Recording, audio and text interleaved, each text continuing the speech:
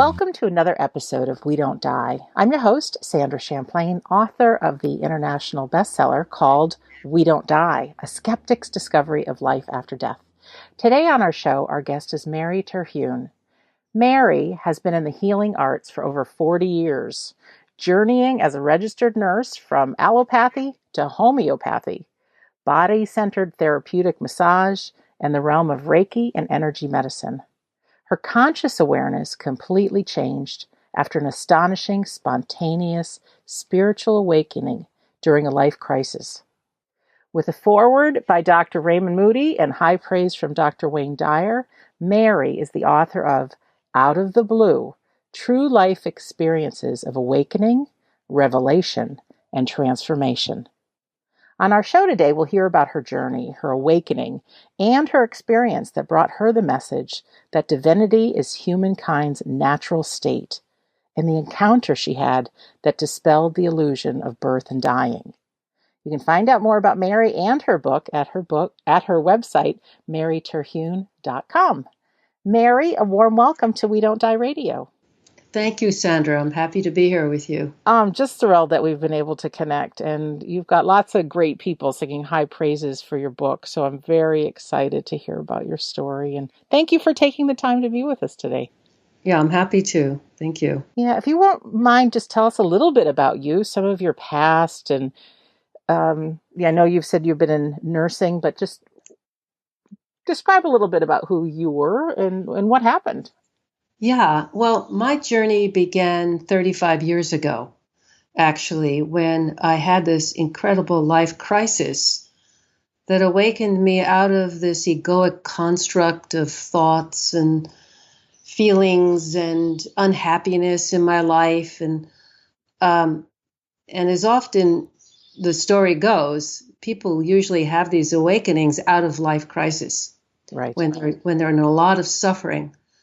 And that's what happened to me. I know that many people know Eckhart Tolle and his story, and that's what happened to him as well. And at that time, when I had this astonishing awakening, I was working in a hospital. I had a training as a registered nurse, but I was more on the administrative level there. I was going to massage school to become a massage therapist at that time. And I was also looking into Reiki. Someone told me about Reiki and about light in the body, but I really had no comprehension of that. Mm-hmm. And at the same time, I was coming out of a very bad relationship, and I ended up losing my home, my retirement money. I didn't get a lawyer. I berated myself, and there I was. I had an 11-year-old daughter. I was divorced many years by that time, and I was in this incredible anxiety and panic. Like, what have I done with my life? What have I just signed away here? And it was such a crisis of my mind, thinking these horrible thoughts about myself, that I couldn't have one more bad thought. My mind could not hold any more thinking. And at that point, my mind just stopped. So it was the space between thoughts. And I know Eckhart speaks a lot about that. Yes. And of course, I didn't understand it at the time it was happening, but this space between thoughts, I would find out and understand over the years, was the leap that humanity is taking into their divinity. Because the space between thoughts is not just empty space. It really is our consciousness, our divine nature rest in the space between thoughts. Some people say that's where the saints live, in the space between thoughts, or the masters live in the space between thoughts. And that's who we truly are, is this peaceful, delicious consciousness filled with bliss. And what happened just as my mind stopped and this space opened inside my consciousness, the being called Jesus, or you can call it the Christ consciousness, entered the room in the form of light and began speaking to me. And the first thing that the Christ consciousness spoke of was forgiveness. That I needed to forgive myself because I didn't know any better. And then he spoke 7 revelations, and the other one was about judgment. The other one was about the ego, disease, the Bible, weight issues. It was quite interesting to have him speak of these issues, and each issue that he spoke of, he gave me an experience of in my own being, in my life, teaching me how to apply these teachings. Now, it sounds kind of strange because I was sort of an agnostic. Mm-hmm. And so to have this happen was such a shock. But at the same time, it felt so normal. Like this is the real reality beyond egoic structure of thoughts and suffering and separation that I had felt before. Like this is the real deal. And as he spoke to me, he opened up all the chakras in my body and all these wheels started to spin around. And I thought, oh, this is what the Reiki people are talking about. And there's this living consciousness in my body came alive. And later, of course, many years later, I would come to know it as the Kundalini, the spiritual energy, the living spiritual energy or consciousness in our being that fills this body, giving it life, making the physical body appear alive. But what was living was the consciousness that filled it, giving it life. And you can see that out of the eyes of babies when you see that light in their eyes and the light around their bodies and how much joy they just bring because they're so close in that. They're so close to it. Mary, may Yes. I ask a question? Just following along. So just to understand, there you were with the biggest crisis of your mind, filled with negative thoughts, just completely saturated with them. And then you had this experience of light. And did you, just because this is so outside of anything I could imagine, did you Yes. see the light? Did you hear? Did you just know instinctively it was the Christ consciousness? Was there a voice in your head? Because I would imagine, because I've had some, I don't know if I've hit that level of crisis in my mind, but it must have been just mind-blowing to go to that space between thoughts. And just, I want to just to hear a little bit more about, did you hear him? And I saw the light, mm-hmm. And I heard the voice just like you're talking to me right now. Wow. And it isn't something that happens in the mind. It happens in the consciousness, in one's consciousness, which is beyond mind. You have a mind. What I would learn is you have a mind and you have thoughts. And that is the egoic structure. And that's what humanity has lived out all these many, many years. We've lived in thoughts, concepts, ideas. But those things change. How can they be you? And that's one of the things that the Christ consciousness taught me, which basically said, how can you be your thoughts? How can you be your ideas when those change? What is eternal? What is everlasting? And that's what I came to understand. What was eternal and everlasting is this divine consciousness that we are, that fills our beings, and that's eternal. It's not subject to time. Time, past, future, belongs to the egoic structure. And the egoic structure is the great leap we're making now out of being confined in thoughts and mind as if those opinions were us. Breaking out, making this leap in between the space between thoughts or the space between words, and that leap of consciousness is happening right there. And that's why a lot of people can have experiences in meditation when they're finally, their mind just quiets. And all of a sudden they have an inner experience of light. Like, this feels alive. This is who I am. And does that make sense to you? It does. Makes perfect sense. Thank you for clarifying. Just trying to imagine. And it's is an experience, and it's something that the mind cannot understand because it's not in the mind, it's in the consciousness. So the mind's function is to question and doubt. So that's why so many people, I think all people that I've interviewed who've had near-death experiences, they can't put words, they can't describe it with words Yeah. properly what they experience because the words are in the mind, whereas the experience was in the Yes. consciousness, correct? Yes. And Gotcha. anytime you start trying to describe in words, now you're entering duality. And it seems like, well, wait a minute, you said that, but isn't this true? So it ends up in this dualistic understanding and that's normal. So you try to express it in words, but it seems like paradoxical, some of the things you're saying, or contradictory. And so it's very difficult to put it in words because it is an experience outside of language. And you could say it's an experience of silence.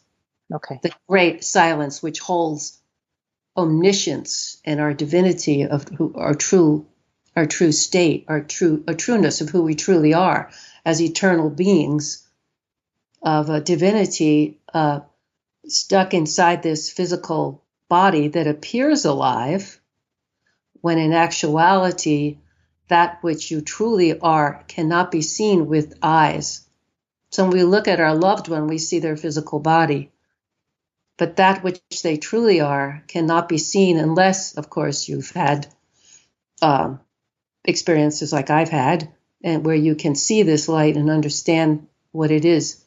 So that the people that we love and adore, the most important thing about them is what cannot be seen with the physical eyes, which is their true, eternal, divine nature. Whether they're aware of it or not, or you're aware of it or not, that was what I came to experience beyond the physical form. But of course, it took many years, as it did take Eckhart, to understand what happened to him. Sure. And then he continued having experiences, and that's what happened to me. In that time, in that awakening with the Christ consciousness, it certainly wasn't religious in terms of dogma and that sort of thing, but it was spiritual in terms of being transformational. And how did that impact you from going from that crazed state of crisis to having that experience? I can't imagine. Yeah, I fell into, of course, in that experience, I fell into the most blissful love. And it was a love that was unfettered. It was love because its nature was love. And my third eye, I could feel something opened in my third eye, which is in the forehead, and I felt something open, like it opened up. And when I went out to the back porch to look at something other than my living room after this session ended, what I could see was photonic packets of light surrounding the trees, the flowers. I could see that which usually is not seen, which is the light behind everything, or the living consciousness that creates everything from this light. And it was this living consciousness, and it was so palpable with love, with the most beautiful love. And I burst into tears, and I thought, oh my God, this is heaven, but we've made it into something else. In other words, this earth is heaven, but we've made it into something else. And for the days that followed, of course, I couldn't understand what is this? I knew it, but I couldn't, my mind, like I could not comprehend. No one else ever spoke of this. This was back in the 80s, no one else was talking about this. Don't they know what this is? Everybody, look, people, are you not aware of this? It was a very strange, because all I could feel was love. And wherever I looked, when I went to work, I could barely function because all I felt was love and saw love. It's like I fell in love with everybody and everything. And it was this divine energy of truth. But all I saw were people arguing with one another, putting one another down. And I'm thinking, no, people, no, there's just love. You have to love each other. Can't you see the divinity in each other? So it was a very, it took me a very long time. All I wanted to do was to sit on a park bench. But I had to work, and it was very difficult. I could not concentrate on work because all I wanted to do was to be in this state of being, in this what seemed to me a natural state of bliss and ecstasy. And it was through really coming upon Eckhart's work where he said for a couple of years all he did was sit on a park bench to try to assimilate, understand what happened to him. And it was through meeting I think a monk that he met who helped him understand, which is what happened to me. 2 years later, I met a monk who helped me to assimilate, understand the beginnings of understanding what was going on with me. And of course, I still had life. I had to pay the bills. I had a daughter. I had lost everything. I was still in anxiety. And yet I had this other experience, like, what is going on here? And it was very difficult because in the end, I ended up losing my job at the hospital because I could not concentrate on what I was doing. Nothing made sense. It seemed irrelevant. And so I went through a very difficult period, but over time, I came to assimilate and understand. And then that was in 1984 when that experience happened with the Christ consciousness. And then in 86, I had a powerful, so I started meditating then, and I found this monk to talk to, and I had an incredible experience of self-realization. How does one find a monk? I don't mean to be funny about that, but... Well, it's not something you find, it's something that finds you. Okay. I think. And it's sort of like everybody has a path, and you're led on this path. And you find the people you need to speak to. You find the books you need to read. You have experiences in your life that lead you on this path of return. We're all heading to the same oneness. Mm-hmm. And there are so many, many, many ways of getting there. And all I can say is it just fell upon it. I happened to walk into an office of a healer, and there was a picture on a wall, and there was this monk. And I go, who's that? And do you want to meet this monk? Yeah, I do. And so it kind of happens like that. Mm-hmm. Things unfold in one's life. And this amazing experience of self-realization changed me forever. I mean, that just blew everything open. And it was then I had the experience of being Brahman, the ultimate field of reality. And the message as I was experiencing self-realization as the Kundalini energy comes up, it took the whole story, life story of Mary as this separate identity filled with thoughts and ideas, and it merged up past the third eye into the higher chakra known as the Brahmarandra. And the words associated with it were, I am Brahman, and all of this is my creation. So Brahman meaning the ultimate field of reality. And all of this is my creation. And it was an experience of such bliss and such understanding. And then there's an experience of this fountainhead or this shower of like a waterfall of grace coming through the top of your head all the way down out your heart. And at that point, who appears to me, but in a physical realm, or appearing in a physical realm, was Christ, Jesus, rising in a cloud right in front of me. And I thought, oh my gosh, these mystical experiences are real. What they speak about is real. And he floated up to the sky, and I thought, am I ascending too? Meaning, am I ascending in my to my divinity within this physical being. Where was that this happened?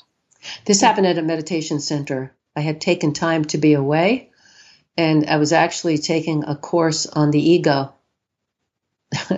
as it turns out. And so what I got to experience and hear, because when I had the full experience, I heard the words, "Here is your divinity, the divinity that awaits all mankind." And I knew it to be true, and it made me so joyous and so happy. And this is what I wrote about in that chapter in my book when I first self-published it. This was the chapter that Wayne Dyer read, and he loved it so much. He said it was the best description of self-realization he has ever read in his 30 years. And he called me up on the phone. Amazing. And he asked me to come to his Divine Love seminar so that he could read this chapter from this book. I would be a surprise author, guest. And then at the end of the 30 minutes of reading it, he said, "I've never read from another author's book ever on the stage." And that audio of him reading from that first written self-published book, that audio is available on my website, maryterhune.com. They captured that audio, the reading of him reading from the book. And so it's very special, of course, because he passed 3 months before the book came out. Wow. Congratulations on that. And there's something, Mary, and I know you know it to be true, when you hear truth, it just resonates with your soul. Yes. And that's what happened with Dr. Dyer, I'm imagining. Yes. And also, there's that ego, I know it's a part of humanity, but it can really be brutal. And to get that through meditation and what happened with you, the experience you had, and there are these experiences possible, but there is actually a way that we can peel back the onion, peel back the layers to tap into that. So I'm very interested in that. Yes. And it's, and admittedly, my experiences were very extreme. I mean, these were extreme experiences. Usually awakenings happen a little at a time with people, but for some reason, for me, they were very extreme, and that's always how it's been for me. And of course, then the task is trying to assimilate all of this while you are living your life, trying to make a living, paying bills, dealing with family, and all the issues that come with life, Mm-hmm. Fixing your car that breaks down. I mean, it's just, the stuff of life, and assimilating all of this and trying to find the understandings can take a very long time. And we have to, and this is where compassion comes in with each other, and patience, forgiveness, all those good things. Because anytime I would have these enormous experiences, of course, I changed as a person, and the way I interacted in life over time changes as you come closer and closer to your true nature. And then, I became less reactive, because the ego is reactive, but the self, the true self, is responsive. So I became less reactive in life, where I would pause and, consider the situation, and then I could be responsive to it versus reactive. And so much of that just takes time. It just takes time and experiences, and following that experience of self-realization and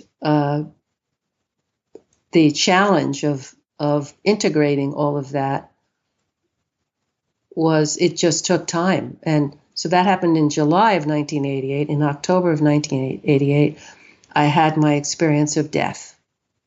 And I had it in a very conscious way. At that time, I was working at MIT. Massachusetts Institute of Technology.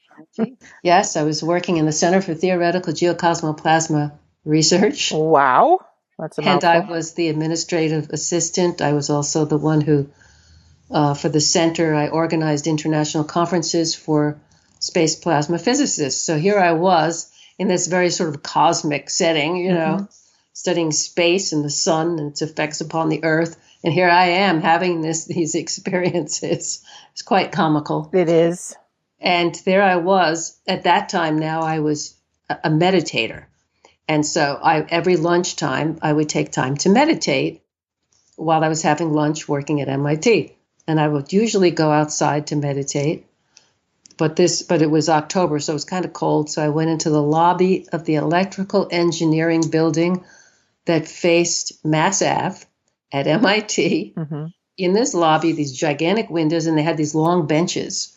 So I would sit on the bench, you know, lean against the wall, have my sandwich, and then I would meditate. And in the middle of the lobby, there was a revolving door where students would come in and out and walk through the building to go to another building usually. And I was reading an article about a monk who was from the East, from India, and self-realized being. And I realized I would never meet him. I would never get to meet him because he's on the other side. So physically, I'd never meet him. And as I was having those, reading about him, and I decided, well, you know, that's how it is. I will never meet him. So I closed my eyes to meditate for a few minutes. And after just a few minutes, I heard a voice that said, "Are you ready?" And I thought, oh, that's just a student, you know. He sees I'm meditating. I'll just won't pay attention to him. Then I hear the voice again, "Are you ready?" So you heard it loud. Yes. Oh, yes. And then I realized, I sort of turned my attention to the voice, and there, with my eyes closed, I saw this monk in his red robes. And I'm like, oh my God, this really happens. People report on this. This is really happening. And he starts walking towards me from the windows, walking right straight towards me. And as he gets very close to me, all of a sudden he turns into the energy of the Milky Way, spinning around and enters my solar plexus. And with that, a bunch of noises, which I later came to know were nadas, divine sounds. I heard a conch. I heard like a tornado, great wind. I heard like a locomotive. I heard bells ringing. And the sound was so loud. And the wind and everything was so loud. Inside me, I wondered if people walking by could hear this.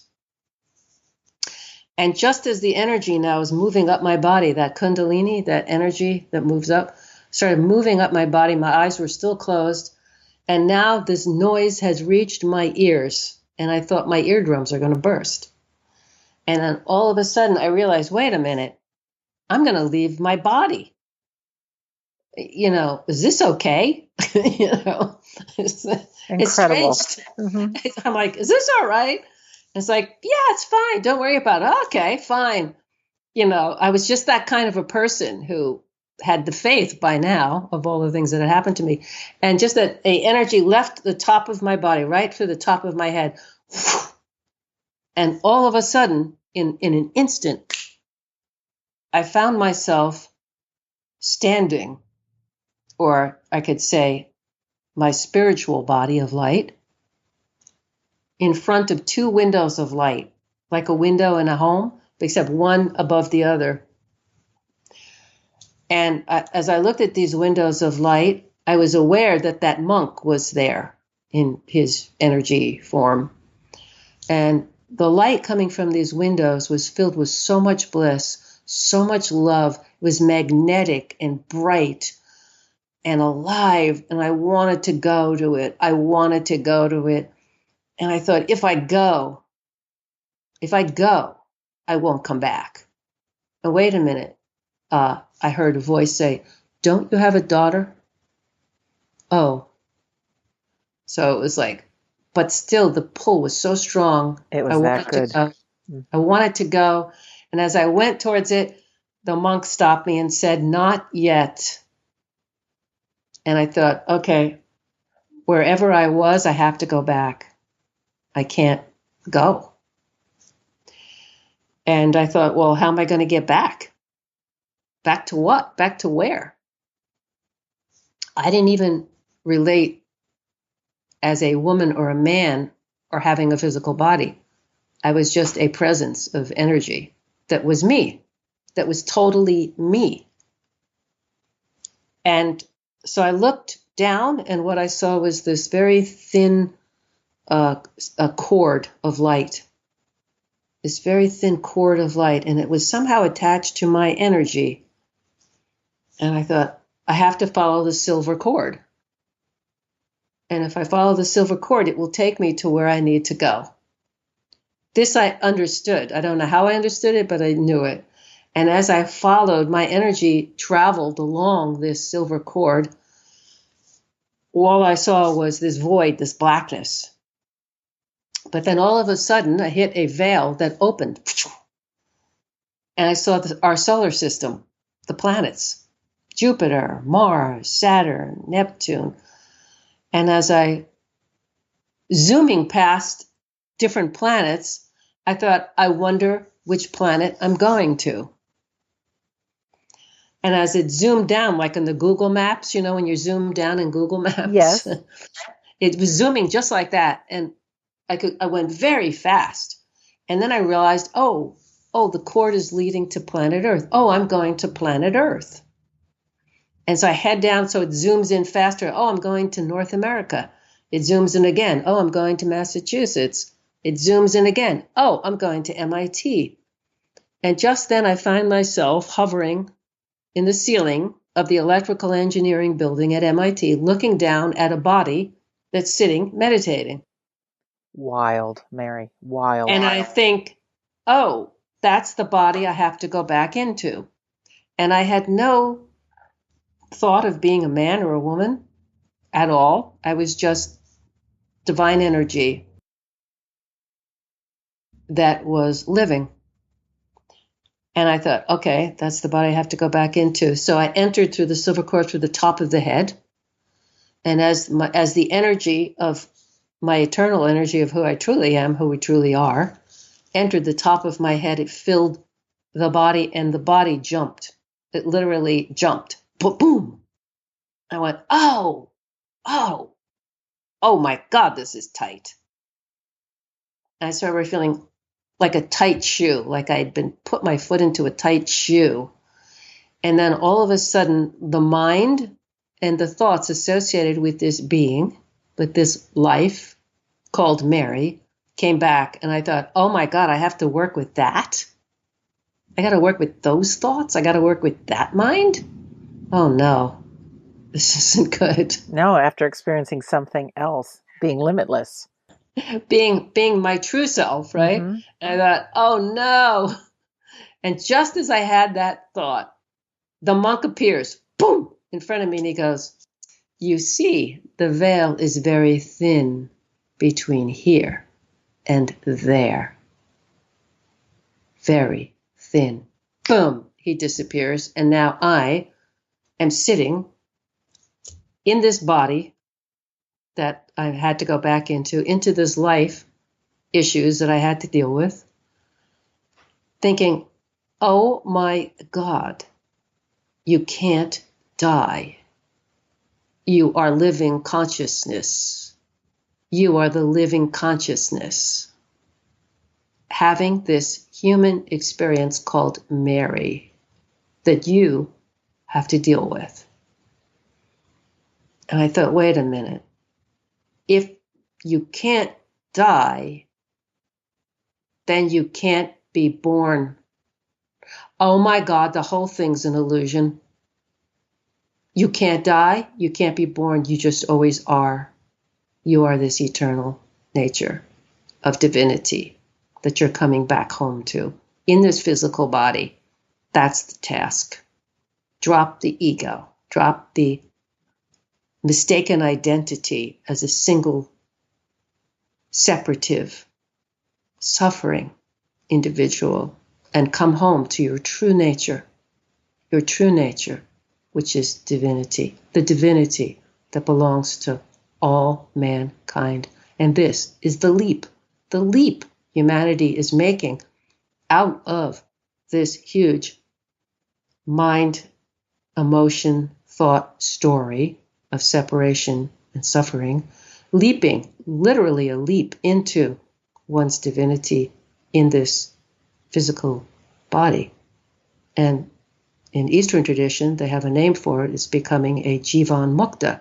Jivan meaning body, mukta meaning liberation, being liberated in the body. Liberated from what? Liberated from this tiny, egoic, mistaken identity as a single, separative, suffering person, per se, persona, and leap into your divinity. And that is what happened that day. Death died for me that day. Birth died for me that day. And that changed me again forever. And I continued on my path. What was it like having to go back from lunch to sit at a desk? Oh my God. I struggled. I struggled. I mean, it was a struggle. And this is why I feel that the work that I'm being given to do, especially now at my age, is to speak about this leap that humanity is on the verge of and is making now, so that people don't have to be afraid of what's happening inside themselves or wonder what is happening, what is going on inside me anyway. Is anybody talking about this? Because I want to talk about it, but I don't know who to talk to. And so this is why I had to write the book. This is what I feel my work is here, is to speak about this and the leap that humanity is making right now, and to help people embrace their divinity and to work through. How do I work through this? How do I get to that space between thoughts? How do I do this? What can I do to help myself do that? And so I feel these experiences of near-death experiences, and many different ways people can have them, and spiritual awakenings are basically speaking to the same thing, which is we are eternal beings. We are eternal beings. We are not just separative little stories of pain and separation and ego thoughts and minds and constructs. We are divine beings, and it's time for us to reclaim this, because consciousness wants to know itself in all of its divinity. Well, I'm all for that. Just sitting where I am right now, we live in the illusion that what we're looking at is all there is. Yes. And there is such a bigger picture. And like you said, it's just this thin veil that we can actually tap into.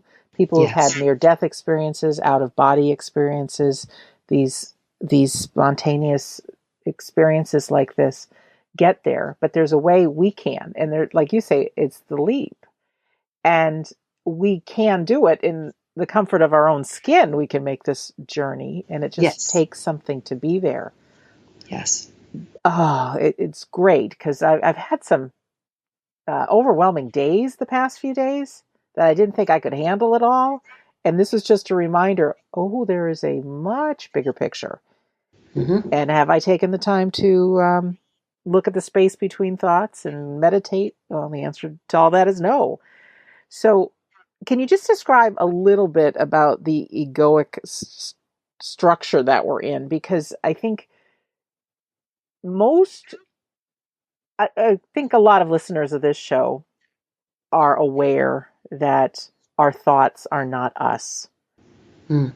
But it takes a reminder, because when we're in the throe of the day, even yourself, after having these experiences, you get caught up in humanity, and it may be easy to forget in that moment. Can you just talk a little bit about this egoic structure and maybe some of the things we can do to start the process of going to the place between thoughts?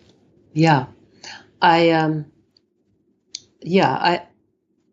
of the things that you can begin with is to notice the thoughts that your mind is thinking, to be aware that you're thinking thoughts, and to observe, wait a minute, I'm thinking these thoughts. you're driving in the car and you're thinking about, oh, I need to go here and I need to go and I need to get that, or so-and-so said this to me. I didn't like that, what that person said, and I'm going to say something, and, or, oh, I have to stop at the cleaners now, or don't I have to? So we're in these thoughts, and they just go and go and go and go and go. And usually the thoughts are very familiar. It's like the same old thought pattern. Oh, I'm not good enough. Wait a minute, I shouldn't stay in this job. What did that person say to me anyway? I don't like that. So we're in this reactive thought patterns, and it's not pleasant. And once you stop, you're, wait a minute, I'm thinking these thoughts. You make up stories. These thoughts make up stories about how you think things are. Right. And not even close to the truth. Right. And so you realize, wait a minute, I'm making up stories. I'm living my life out of a made up story about how I think things are. Is there another way to be? Yes. Pause in that moment. Take a breath. Just pause and let the breath go into the breath, and watch, and just, you don't have to latch on to thoughts like that's your life and your thoughts are, just keep following the thoughts. You can stop and take a pause, take a breath, go into the space between thoughts by pausing, and be in that and watch it. And then watch how the thoughts just want to drag you right back into a story, right back into an argument, right back into a bad feeling. You don't have to follow thoughts. These thoughts, no one's had an original thought, by the way. These are just thought structures. So we've learned how to latch onto thoughts and create stories out of them, which create separation and suffering. And we suffer. Yes, we out do. Of these thoughts. And the option is to notice first that you're thinking these thoughts. And you're thinking, and watch the thoughts that you keep creating. Maybe it's about your job. Maybe it's about relationships. Maybe it's about money. Maybe it's about all of them. And watch the thoughts that you have about that. And wait a minute, I'm creating this story. Is there a life beyond stories? Yes, it's called the life of being. The life of presence or consciousness or one's divine nature. And trusting that that is a living force and presence that lives in you as you. Trusting in that presence, the space between thoughts, the space between words, going to that space and letting it grow and develop inside you as your living presence. It's not empty space. It's filled with divinity, omniscience, your true state of bliss and peace. And you'll notice that the thoughts come and and once you follow a thought, it can drag you into another story. And so it's this constant practice of being aware in that way. And then when someone says something to you that sometimes is not pleasant, you can just pause before you get into being reactive. You can just take a moment and just pause. And then you can be responsive. Because once you pause, then you fall into the wisdom that is you, that wisdom of divinity that can now relate to another person from a place of wisdom versus reactivity, so that you're not taking things personally.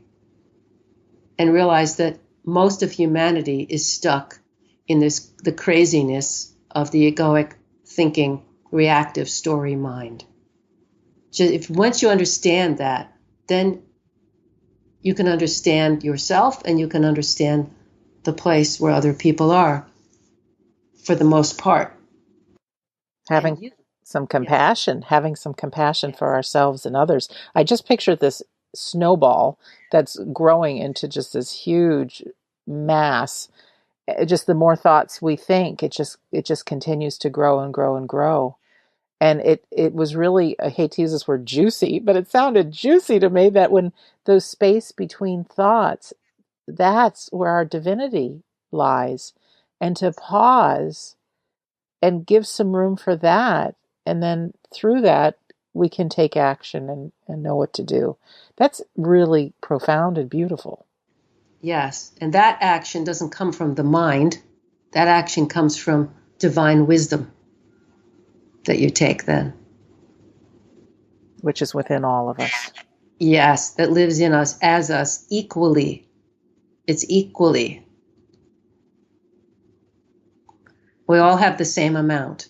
It's oneness, it's omniscience, it's bliss, it's peace, contentment. It's so much more.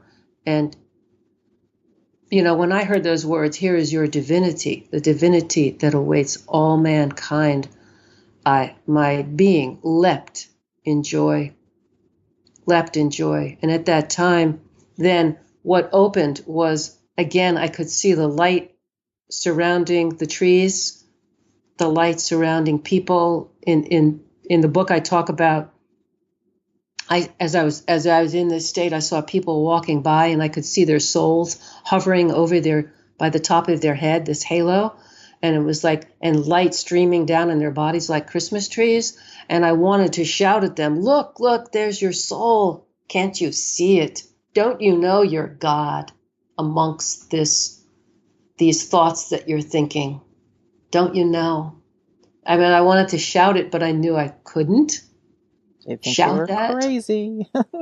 Yes, but it's true. And as you have experiences, and many people have many different experiences of this astonishing light. So we're here on earth at this time to bring divinity within our beings, to anchor it inside ourselves, to anchor it on this earth. This is what we are here for. This is who we are. And this is the big leap that the whole world is in the process of making. And as you can see, the egoic structures are just being exposed for what they are, egoic illusory structures, and they're just toppling. They're cracking. They just can't be held together anymore in that construct, because this divinity within humanity is coming forward within us, within each person. It's happening. And sometimes we're aware of it, sometimes we're not. And everyone is in different states for different times, for different reasons. So this is what we're going through in the world. You can see it. There it is. And you can either focus on the fact that we're crumbling and things are falling apart, or you can focus on the fact, oh, wait a minute, this is divinity coming forward in humanity as we let go of these egoic structures of separation and hating people and hating ourselves and, suffering terribly with it. And so this is the great leap we are in humanity. And it is a leap because it's a leap out of the mind and thoughts. And for that is like that. Now that's a leap, And a one worth taking. And I like the thought of going for the divinity in the space between thoughts, and that, what you focus on grows, right? So I'd much rather focus on that. And also, I was just remembering, I had taken a class in dowsing, using dowsing rods, dowsing energy patterns, dowsing underground streams, all of those kind of things. And although the dowsing rods would be the things that would actually move, the instructor said, imagine that you could see these lines of energy. Yes. And the amazing thing, Mary, was that when we walked, the energy, my dowsing rods would open exactly where I had seen those energy patterns. And other people's were too. So it wasn't like it was just me. We were all seeing the same thing. So what if we chose, and it might be engaging what we think is our imagination, to see the light in other people, to see the light within our pets, to see the light within nature, acting as if it's all love, it's all light, because it really is. But I think what you're speaking of really has that potential of global transformation. Yes. And we don't all have to have the experience you had. We all get different little tidbits on our journey to help serve mankind. This is what you got so that you can share with us.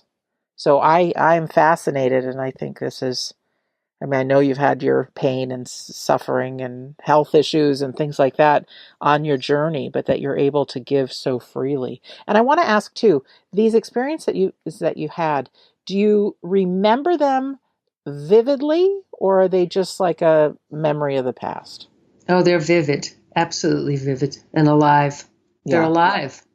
Excellent. And that's the reason, that's the answer I really thought you'd give, because people that I've interviewed that have had near death experiences and have had some other great awakening things, they're not like any dream or some memory that's hard to dig up. It's as if it just happened. Exactly. Yeah. Very So vivid. that's a real deal. So And yeah, yes. continue. I just want you to continue on with your journey. Is that at the point where you decided you chose to write the book and start speaking and even connecting with people personally? You do that. You work with people personally. Yes, I do. And I like to do workshops, and like to do more of them actually now on self-realization. And I've done workshops on death and my experience of that and sharing it. So I'd like to, it's just something I feel like I need to do in a larger way now. Mm-hmm. I feel like I'm being called because the times are calling for that now. I also had, one thing I wanted to touch on was consciousness-based medicine. Okay. And as a nurse, I was trained in material medicine, drugs that we're all Yes. familiar with. And of course, I was familiar with. And then I had my own health issues back in 1998 when I found out that my thyroid was failing and becoming hypothyroid, having hypothyroid. And I wanted to cure it because by that time I understood that there was an emotional basis for disease. And I wanted to understand what was going on inside me. And I happened to mention it to a friend at work. And she goes, "Oh, well, then you're going to have to try homeopathy." And she turns around and hands me a flyer out of nowhere, it seemed. And I look at the flyer and it says, "Homeopathy, the great mind-body medicine." And I'm thinking, that's for me. So I call up the practitioner, happened to be a nurse. And I go and I have my interview with the homeopath. And it was the most astonishing experience that I've ever had in my life. And she asked me to write a timeline of all the never well since events that I experienced in my life, and even in utero, if my mother was still alive, to ask her. Okay. So at the end of all of this, I was given a remedy. I looked at the timeline and I could see on this timeline from the beginning I was in utero and now that I was suffering from a lot of grief events evolving around relationships. And as it turns out, my mother, when she was 8 months pregnant with me, her mother, who she was the greatest friends with, died at 8 months pregnant. And so she lost her mother. So she suffered this great grief of loss of her mother. And here I am in utero being imprinted with this, which I understood was an imprint of grief, of loss of mother. And throughout my life, I could see this repeating in relationships, in losses around relationships. So the homeopath gave me a remedy, and it was put in water, and it's homeopathic. And I, standing in the kitchen, and I put it on my tongue. And as soon as I did, my whole consciousness left my body, went into the void, and I saw this twinkling little light. And I thought, that's the grief. That's the grief. That twinkling light in my consciousness. That's the grief. And all of a sudden, from the other side, I saw this other little twinkling light come to this other little twinkling light. And all of a sudden, they matched up. Boom, and poof, and exploded. And I went back into my body. Then I understood how homeopathy worked. It works because the consciousness of the remedy cured the consciousness of where I was holding my grief, because like cures like, and it's all energetic, and it begins in the mind and consciousness, these traumas that we carry. And this is why we need to bring consciousness medicine back into our medical system. We need both. We need trauma medicine and we need consciousness-based medicine. And so one of the things that I do is I teach intro classes to the general public about homeopathic medicine and how they can use it in their lives for the little things like prevention of flu, colds, and you get into a car accident and you're suffering from shock, if you have food poisoning, just these little things, these everyday little things that add up. And once you experience it and then you gain a mastery of that for yourself, then you can understand, have an experience of this consciousness-based medicine and help yourself to help heal yourself in your life. So that's one of the other things that I enjoy doing as well. I can see why. I can see why. That's fantastic. It's something I've not really ever tapped into. Yes. And do you talk about homeopathic medicine at all in your book, or just in your? Yes, I do. Oh. I talk about that experience and then some of the things that I learned from it in a basic way, that people can assimilate, and I give experiences in my own family and friends and how I used it for these different events. I talk about my daughter and how she came home falling through the door one evening, and I go, "What is wrong?"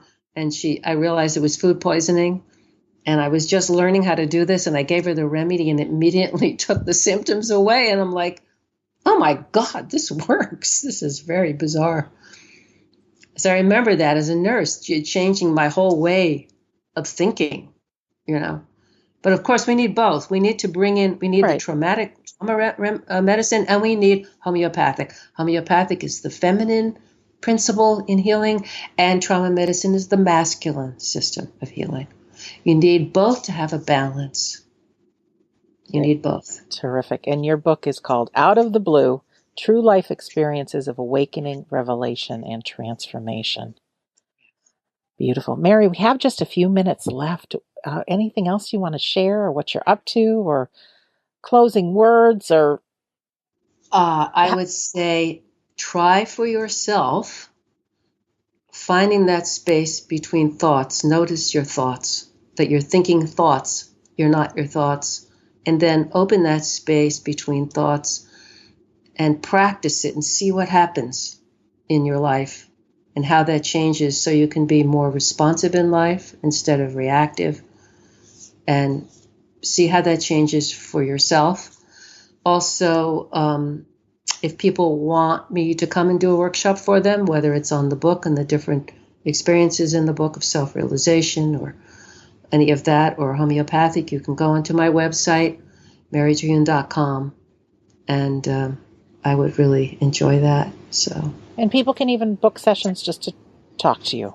Yes, I do. Mm-hmm. I also do massage healing work, and I work in Groton right now, Groton, Massachusetts, at Groton Therapeutic Massage, and people will come for various things, whether it's injuries right now I just have a female clientele, because I am an older woman, so I don't quite have the strength anymore to work with men. But and that's something I also love to do, and educate people and help them out. Well, Mary, you've been most illuminating and fabulous, and I'm so grateful that we had this conversation today, and I think our listeners feel the same way as well. Thank you so much for being our guest. Thank you, Sandra. It was a pleasure speaking with you. I really enjoyed it, and hello to all of your guests too. Oh, it's interesting. I interview a lot of authors, and although books are great, this one left me just like, I've got to keep reading your book because I've got a copy of it here. And I just want to know more. So I encourage all listeners, if you're interested in this, to go check out Mary's book. Also, there's a reason there's a sparrow on the front of the book. Okay. So you'll find that out too. The sparrows and having experiences with nature. A lot of people do have that. Excellent. Yeah. Excellent. Well, Mother Nature. Yeah, Mother Nature. thank you for being our guest. And to our listener, thank you for taking this hour and being with Mary and I. What else can I tell you? Our home base for this show is WeDon'tDieRadio.com, and you can find now over 320 episodes that inspire you. And now many, you really can take some action in your life, that this one in particular, tapping into your own divinity and so much more. Also, I will be a speaker at the upcoming IANS conference, which is the International Conference on the International Association for Near-Death Studies, which will be in Philadelphia, Pennsylvania, August 29th through September 1st, 2019. You can come meet me there, and you can find out more at ians.org. In closing, I want to say thank you so much again to our guest. Thank you to our listener. My name is Sandra Champlain. Always my pleasure to be your host on We Don't Die Radio. And I do believe that life is an education for the soul and that our lives really are important.